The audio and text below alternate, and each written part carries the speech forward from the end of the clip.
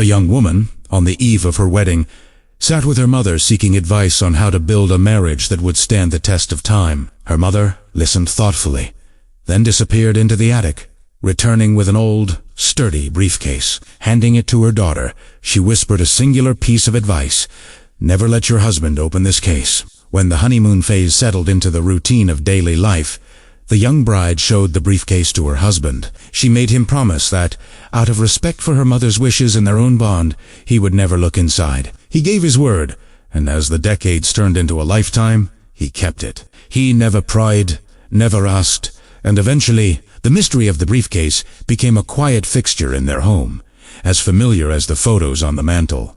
50 years passed. They were now an elderly couple, their hairs silvered by time, having raised a family and shared a world of memories. One evening, as the wife lay in a hospital bed facing her final days, the husband's gaze fell upon the old briefcase resting on the chair beside her.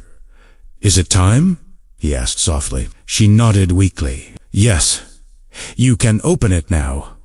With trembling hands, the husband clicked the latch. Inside, he found 2 handmade dolls stitched from simple cloth, $10,000 in cash, neatly bundled. Confused, the husband asked what it all meant. "My mother told me that the key to a happy marriage is to manage your anger," she explained. "She told me that whenever I felt truly frustrated or angry with you, instead of starting an argument or saying something I'd regret, I should go into the other room and sew a doll." The husband's heart swelled with pride and affection. Over 50 years of marriage, his wife had only found reason to be truly angry with him twice. He felt like the most successful husband in the world.